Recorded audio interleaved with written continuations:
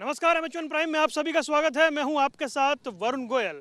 नारी शक्ति को सम्मान यानी नारी दिवस को लेकर एमएच1 प्राइम लगातार हर बार उस चर्चाओं को ऐसी चर्चाएं करता है जिससे हम समझ सकें कि ये विषय सिर्फ खाना पूर्ति तक सीमित नहीं है, ये सिर्फ औपचारिकता नहीं है, ये ऐसा गंभीर विषय है, ये ऐसा संजीदा मामला है जिस पर लगातार चर्चा होनी चाहिए और चर्चा होती भी है।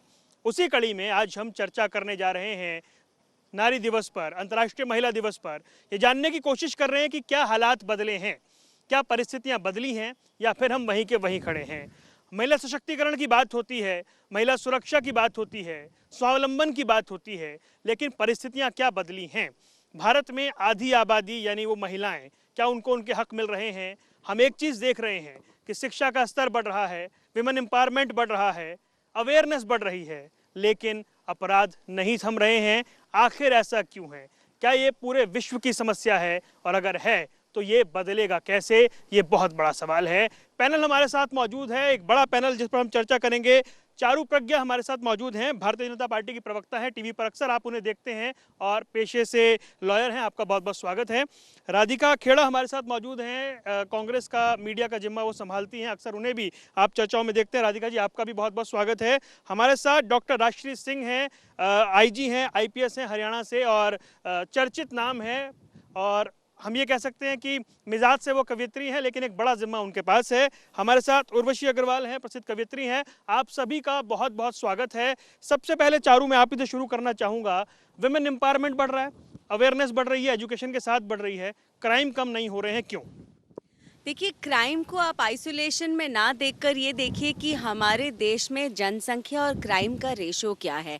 क्राइम तो एक क्राइम भी उतना ही बड़ा है जितना ज़्यादा है, मैं ये नहीं बोल रही, और कहीं पर भी होना ही नहीं चाहिए। लेकिन जिस तरीके से हम नंबरों का खेल करते हैं, कई बार हम कंपैरिजन करते हैं, कई बार हम ये भूल जाते हैं कि हमारे देश की जो आबादी है या हमारे देश में कुछ प्रदेशों की जो आबादी है वो इतनी बड़ी है कि जो सुनने में संख्या बड़ी लगती है वो परसेंटेज में करी जाए तो कम है। लेकिन एक बात ज़रूर है, हमारे एफर्ट्स में कमी नहीं होनी चाहिए, हमारी मेहनत में कमी नहीं होनी चाहिए। और जिस तरीके से नए नए इनिशिएटिव्स हमारी सरकार लेने का प्रयत्न करती है, हर साल हम कुछ नया सोचते हैं महिलाओं के सशक्तिकरण के लिए, महिलाओं की सुरक्षा के लिए, वो जारी रहना चाहिए और ज़मीन तक पहुँचना। 7.3% बढ़ गया है क्राइम, एक साल की अगर तुलना की जाए, एनसीआरबी का आंकड़ा बताता है। एफर्ट्स तो हो रहे हैं, हम समझे कहाँ, दिक्कत कहाँ आ रही है? सोसाइटी में दिक्कत है, अपब्रिंगिंग में दिक्कत है, या समाज की जो सोच है उसमें दिक्कत है? देखिए, क्राइम रिड्रेसल का जो सिस्टम है, एक क्राइम होने के बाद एक पनिशमेंट देने का जो सिस्टम है वो बाद में आना चाहिए। क्राइम प्रिवेंशन पहले होना चाहिए, और उससे भी पहले हमें इस बात का ख्याल रखना चाहिए कि क्या हमारे बच्चों को परवरिश ठीक मिल रही है, क्या उनको स्कूल के समय, कॉलेज के समय सही माहौल मिल रहा है। और इसके ऊपर शायद हमारे समाज में फोकस अभी भी कम है। हम लोग जब सेक्स एजुकेशन की बात करते हैं, हम लोग जब बच्चों को समझाने की बात करते हैं, हम लोग जब पीरियड एजुकेशन की बात करते हैं, हम क्यों सिर्फ लड़कियों से बात करते हैं, हम लड़कों से क्यों नहीं बात करते? क्योंकि आधा समाज तो वो ही है ना, और क्राइम करने वाले भी ज़्यादातर वो ही हैं। कितने क्राइम होते हैं against man done by women in comparison जो महिलाओं के खिलाफ होते हैं। तो जब तक हम स्कूल लेवल से, परिवार के लेवल से इस बात को नहीं समझेंगे कि हमको सोच बदलनी है समाज बदलने के लिए, तब तक सिर्फ पनिशमेंट लिखने से, पुलिसिंग करने से बहुत ज़्यादा बदलाव नहीं आ सकता। डॉक्टर राजश्री, आपका अनुभव क्या कहता है? क्या पुलिस जो है उसको हम बहुत नेगेटिव अप्रोच के साथ देखते हैं, या वाकई दिक्कत है, सिर्फ पुलिसिंग से काम नहीं चलेगा? देखिए, जब पुलिस संस्था बनी तो ब्रिटिशर्स के टाइम पे ऑफिसर्स लेवल पे तो ब्रिटिशर्स होते थे और लोअर लेवल पे हमारे हिंदुस्तानियों को वो भर्ती करते थे। तो जितने भी अच्छे बुरे काम जो हैं, जितना भी दंड देना है, वो सब हमारा लोअर लेवल करता था। सीवियर बीटिंग होती थी पब्लिकली। वो माइंडसेट हम सब लोगों का ऐसा हो गया कि पुलिस बहुत ख़राब है, वो इमेज वहाँ से चलती आ रही है। लेकिन अब अच्छे पढ़े लिखे बच्चे आ रहे हैं और समझदार हैं और कंपैशनेट हैं, और उनमें वही जो टेंडरनेस है, फीलिंग्स हैं। तो सब लोग समझते हैं कि अगर क्राइम जो हो गया है तो जो एक्यूज्ड है उसके साथ कैसे बर्ताव करना है और जो कंप्लेनेंट है उसके साथ कैसे बर्ताव करना है। तो ये तो सही है कि अभी कोरोना के काल में पुलिस ने इतना काम किया कि अब लोगों की विचारधारा बदल रही है। और लोगों ने खुद देखा है कि सभी चौक चौराहों पे बिना पीपीई किट के सब लोगों की हेल्प करना, और कई कई दिन घर नहीं जाना, खाना नहीं खाना, लोगों को जिनको दवाइयों की ज़रूरत थी दवाइयाँ देना, जिनका जो लोग बुज़ुर्ग अकेले रह रहे थे उनकी हर तरह से सहायता करना, ये सब पुलिस ने किया है। आपको याद होगा पंचकुला का एक केस, जो हरियाणा पुलिस के कुछ लोग वहाँ गए और वो बुज़ुर्ग आदमी का बर्थडे था, उनको खुद को याद नहीं था, तो वो बर्थडे सेलिब्रेशन जो है वो किस तरह से उन्होंने कितनी खुशी से किया और कितना मतलब उनको सुकून मिला कि उनके बच्चे यहाँ नहीं है, बाहर थे, तो उनको बहुत अच्छा लगा। इसी तरह से बहुत सारे काम हम लोग करते हैं पुलिस के, जो कोर पुलिसिंग है उसके साथ साथ। तो हमारी इमेज धीरे धीरे बदल रही है और लोगों को सोचना होगा कि हम जो लोग हैं हम कहीं बाहर से नहीं हैं, हम यहीं से हैं, हम आपके ही परिवार से हम लोग हैं, आपके ही समाज से हैं।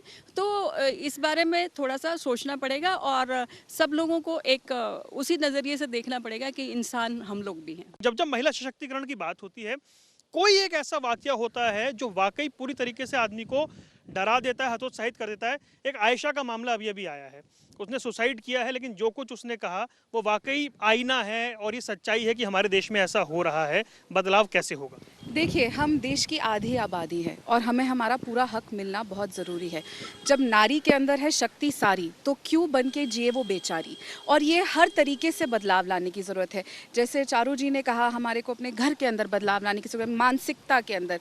हमें एजुकेशन, लड़कियों से ज़्यादा अपने बेटों को, आदमियों को एजुकेशन देने की ज़रूरत है। लेकिन साथ साथ मैं एक पॉलिटिकल रिप्रेजेंटेटिव हूँ, इसीलिए पॉलिटिकल बात भी बोलूँगी कि हमारी सरकारों का भी ये दायित्व बनता है। हम सवाल उठा देते हैं पुलिस पे, पर कहीं ना कहीं मुझे ऐसा लगता है कि हमारी पुलिस पर भी बहुत प्रेशर पड़ता है। आप उत्तर प्रदेश देखिए, हम भारत माता की जय से शुरुआत करते हैं। भारत माता की जय बहुत बार बोला जाता है, भारत माता बोलते हैं। ये हर जने को बदलाव करने की ज़रूरत है, हर पॉलिटिकल पार्टी को, क्योंकि आपकी जो आने वाली जनरेशन से आजकल सबसे ज़्यादा लोग इंटरेस्ट पॉलिटिक्स में लेते हैं।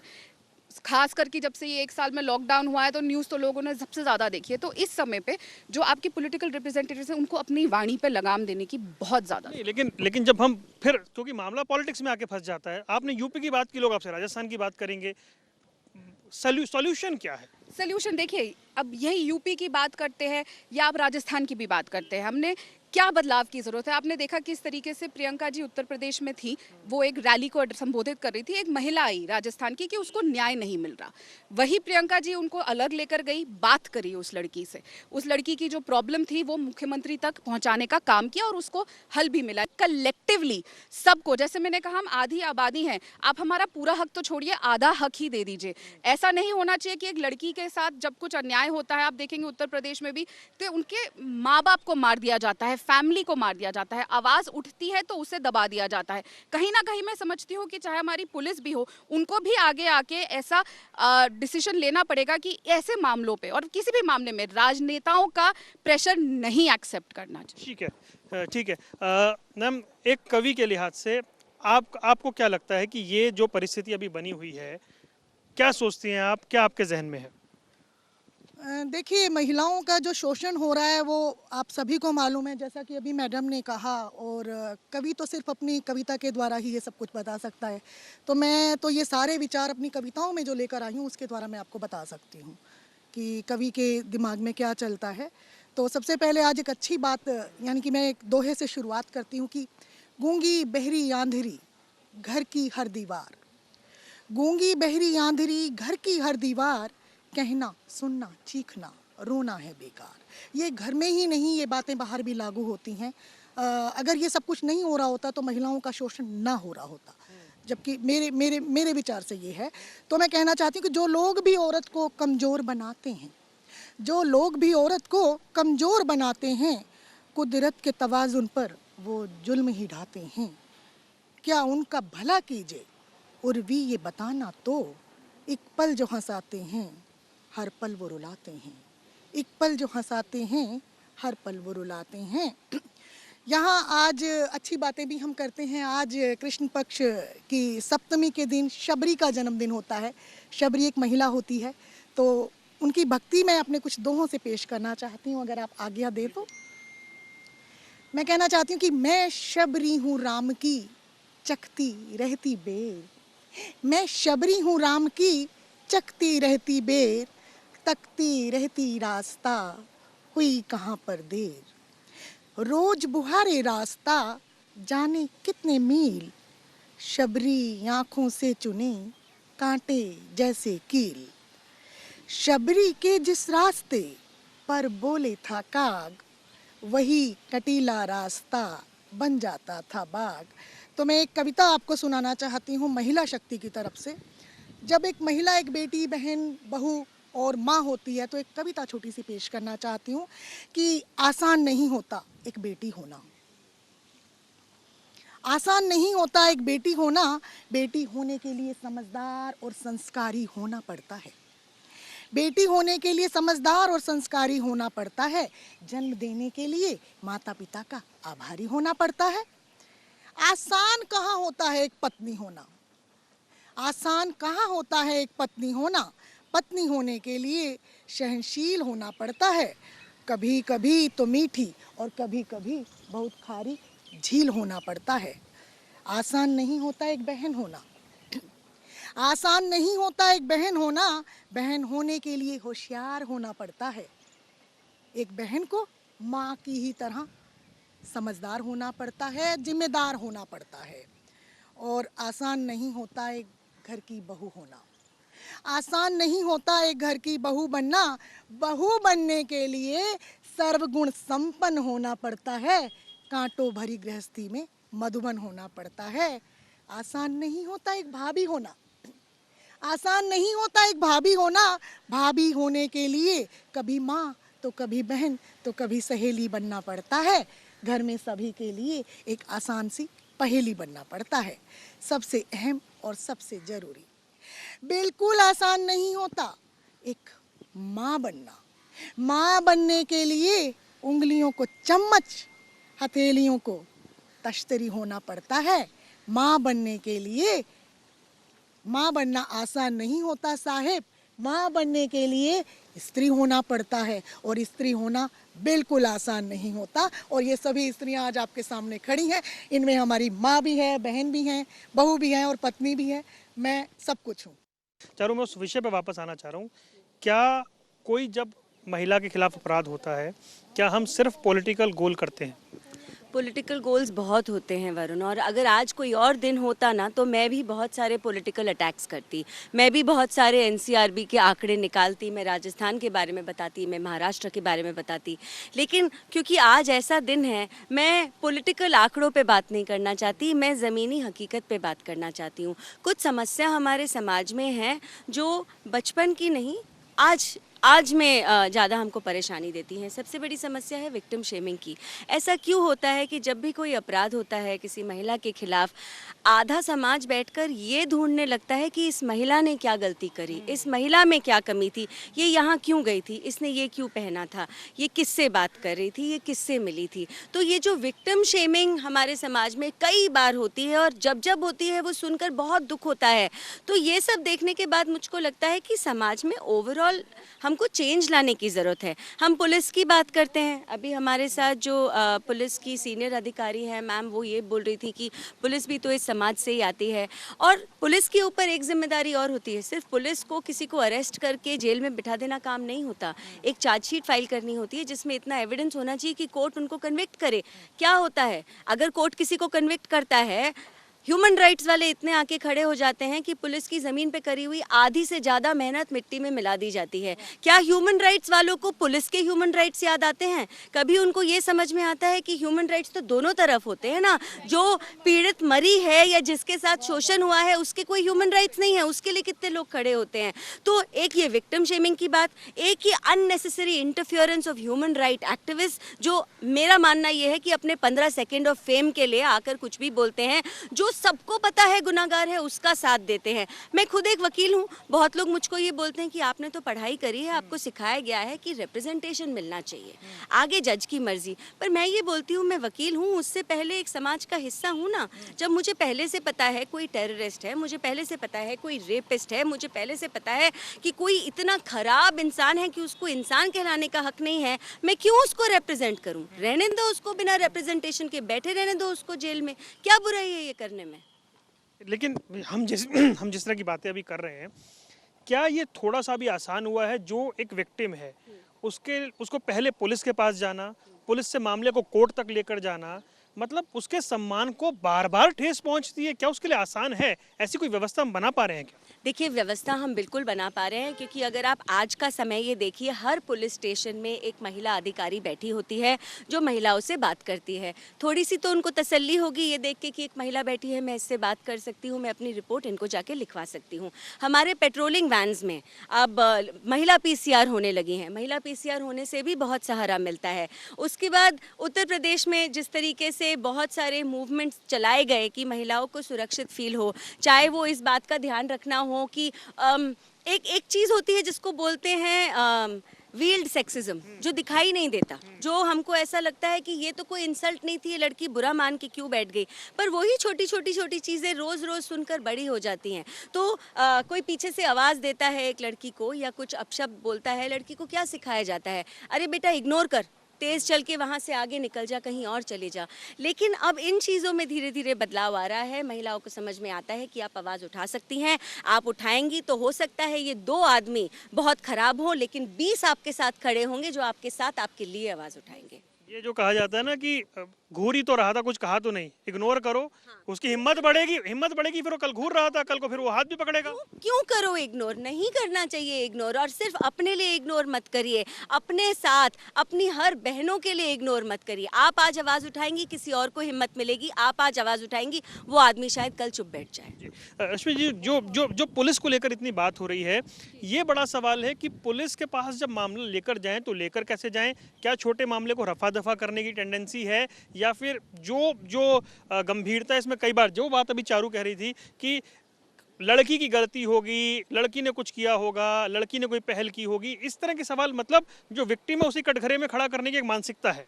नहीं, देखिए, मैं इस चीज़ को नहीं मानती हूँ कि उसमें हर क्राइम में लड़की का ही कसूर माना जाए।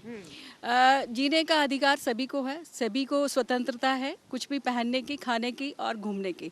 तो उस परिप्रेक्ष्य में अगर हम ये कहें कि उस महिला का इसमें योगदान रहा क्राइम में, तो ये बहुत गलत चीज़ होगी। सबसे पहले तो हमें बच्चों को जो है महिलाओं का सम्मान करना सिखाना चाहिए, उनका माइंडसेट चेंज करना होगा। उसके लिए माँ बाप के पास टाइम होना चाहिए। माँ बाप अगर संस्कार देंगे तो सबसे पहले तो शिक्षा माँ बाप से ही मिलती है। अगर वो बच्चा घर में ही देख रहा है कि बहन के साथ प्रताड़ना हो रही है और बहन को 2nd ग्रेड सिटीज़न का दर्जा दिया जा रहा है, तो वो बच्चा बाहर जाके भी वही करेगा और महिलाओं की इज्जत नहीं करेगा। तो सबसे पहले तो घर से शुरुआत होती है। उसके बाद जो है जैसे कोई क्राइम हो जाता है तो आजकल तो इतनी सेंसिटिविटी है कि बहुत ही जल्दी FIR दर्ज हो जाती है, बहुत ही जल्दी एक्यूज़ को पकड़ने की कोशिश की जाती है और फास्ट ट्रैक कोर्ट में सारे केसेस निपटाए जाते हैं।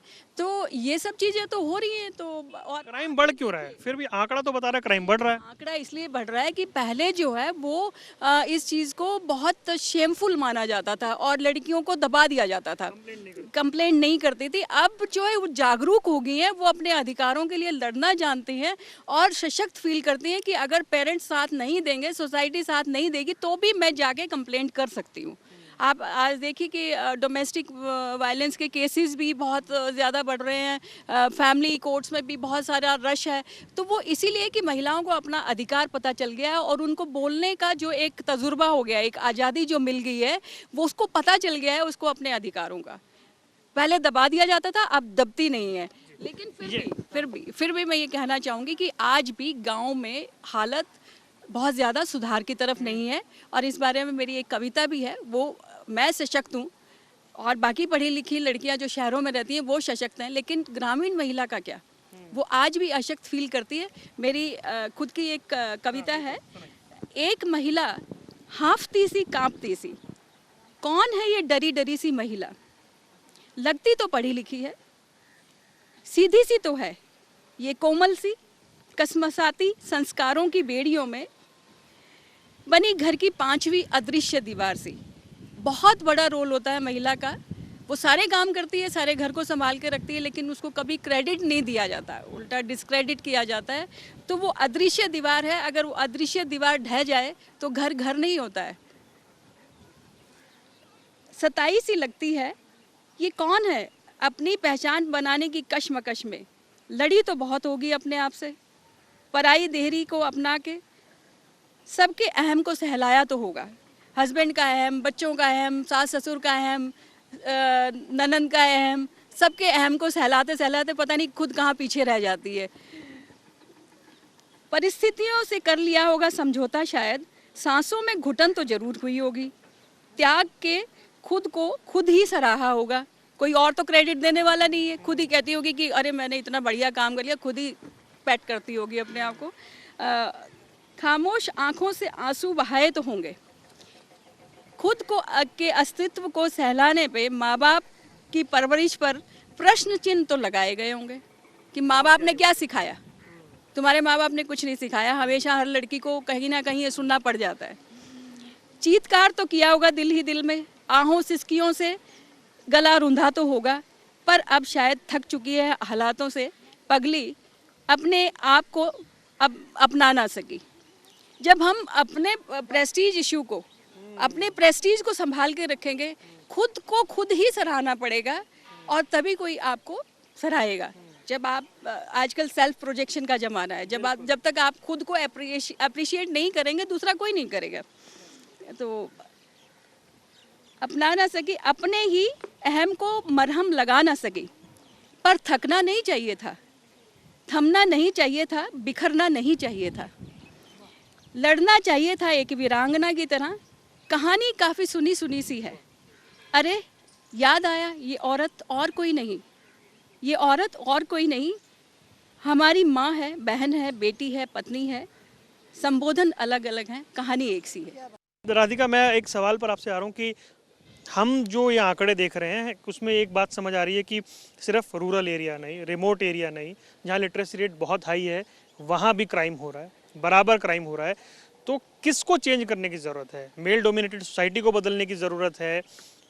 मतलब समझे कौन इस बात को अगर क्राइम ये हो रहा है? देखिए, सबकी मानसिकता को चेंज करने की ज़रूरत है, चाहे वो रूरल प्लेस हो या अर्बन सोसाइटी हो। जब एक महिला न्याय मांगने जाती है, और ये सच्चाई है, हम इसको एक्सेप्ट करना ही पड़ेगा, चाहे पुलिस स्टेशन हो। आज मैं भी पुलिस स्टेशन जाती हूँ तो इतनी ईजिली ना मुझे अच्छी नज़रों से देखा जाता है, वो नज़रिया जो है पुलिस स्टेशन में भी, और कई बार ऐसा भी होता है कि जो पुलिसकर्मी होते हैं वो भी हमसे बदतमीजी से बात करते हैं। और जब महिला जाती है, चाहे कोई भी क्राइम रिपोर्ट करना, ज़रूरी नहीं है छेड़छाड़ हो, हमें 10 बार सोचना पड़ता है पुलिस स्टेशन में जाने से पहले या किसी पुलिस वाले से बात करने से पहले। हम बार बार विमेन रिप्रेजेंटेशन इन पॉलिटिक्स की बात करते हैं, हम बार बार याद दिलाते हैं कि संसद में कितनी महिलाएं बैठी हैं। क्या आपको पता है हमारे देश के हाई कोर्ट्स और सुप्रीम कोर्ट्स में जजेस बनकर कितनी महिलाएं बैठी हैं?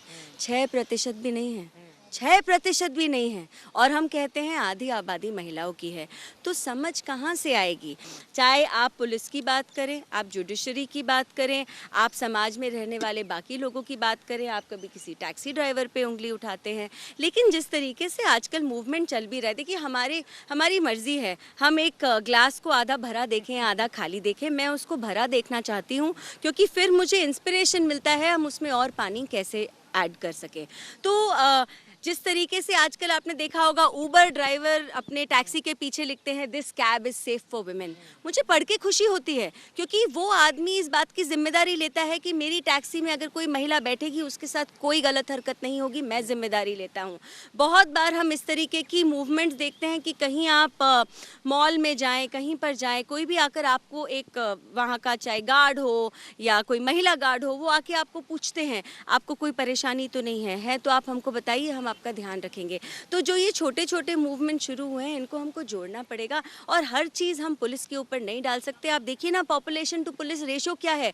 मैं एक वकील हूँ, मैं एक पुलिस वाले की बेटी भी हूँ, और मुझे हमेशा ये बात लगती थी क्या एक पुलिस वाला 25,000 लोगों के घर के अंदर झाँक कर आ सकता है वहाँ क्या क्या हो रहा है? ज़्यादातर क्राइम अगेंस्ट विमेन वो करते हैं जो उस बच्चे को, उस महिला को पहले से जानते हैं। आप उसके स्टेटिस्टिक्स खोल कर देखिए, ज़्यादातर तो जो जान पहचान में क्राइम हो रहे हैं, क्या उसकी पुलिसिंग कोई बाहर वाला कर सकता है या हमें सेल्फ पुलिसिंग करने की ज़रूरत है? बहुत वैलिड पॉइंट है। 30% से ज़्यादा का आंकड़ा है कि घरेलू हिंसा की शिकार हो रही हैं, घर में गलत हो रहा है। यही मैं कहती हूँ कि चाहे वो पॉलिटिशियंस हो, चाहे वो हमारे न्यायाधीश हो, चाहे कोई भी हो, हर जने की मानसिकता बदलने की ज़रूरत है। और मेरा ये मानना है, हाँ शायद ये लॉ के हिसाब से नहीं है, पर अगर एक माइनर, जैसे वो जब न्याय का टाइम आता है तो बहुत ईजिली माइनर कह दिया जाता है। हमने निर्भया के केस में भी देखा, सरकारें जाके कोई उनको पैसा दे रहा था, कोई स्विंग मशीन दे रहा था, लेकिन अगर वो माइनर इतना बड़ा कांड कर सकता है तो I am sorry, he should not be called a minor. दूसरी बात एक और बोलना चाहूँगी, ये मेरी दरख्वास्त है चारू जी आपसे, क्योंकि हमारे पास आज ऐसी प्रचंड बहुमत वाली सरकार है जिसके पास एक बहुमत है कि वो कोई भी बिल ला सकती है। तो सबसे पहली चीज़ मुझे ऐसा लगता है, क्योंकि मैं पॉलिटिशियन भी हूँ और इसी से चेंज आएगा, कि हमें अपनी इक्वल रिप्रेजेंटेशन का बिल, महिला का इक्वल रिप्रेजेंटेशन का बिल जल्द से जल्द, बिफोर कोई भी चीज़, क्योंकि समाज को बांटना, ये बिल लाना, वो लाना, ठीक है, आप 3 तलाक के ऊपर बिल लाए, महिला सशक्तिकरण का लाए, लेकिन महिलाओं की भागीदारी का बिल सबसे पहले लाना बहुत ज़रूरी है। ठीक है, एक आखिरी सवाल मैं आपसे लूँगा।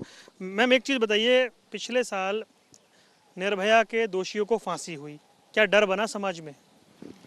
देखिए, डेटरेंट तो होता है, बिल्कुल होता है। जब किसी को ये पता है कि भाई ये हीनस क्राइम करने से मुझे जो है फांसी की सज़ा मिलेगी, तो वो करेगा ही नहीं।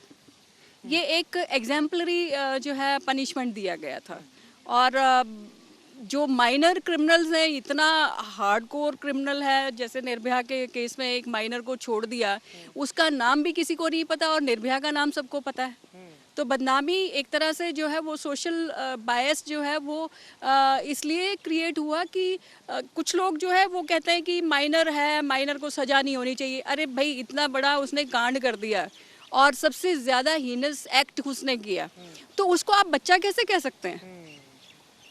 He should not be treated as a child. जी, तो महिला सुरक्षा पर आज की चर्चा में बहुत सारी बातें आपने सुनी, समझी। अभी भी बहुत सारी परेशानियां हैं, चुनौती हैं, लेकिन मैं इसको बहुत छोटे में समराइज करूं तो जो गाड़ी के शीशे हैं उन पे लगी काली फिल्म हटाने से काम नहीं चलेगा। ये जो दिमाग पे काली फिल्म लगी है, ये उतारना बहुत ज़रूरी है और शुरुआत से ही उतारनी होगी, ताकि शुरुआत से ही चीज़ें सही दिशा में बढ़ें और आप सम्मान कर सकें नारी का, इस देश की आधी आबादी का। इस खास पेशकश में इतना ही, दीजिए इजाज़त, नमस्कार।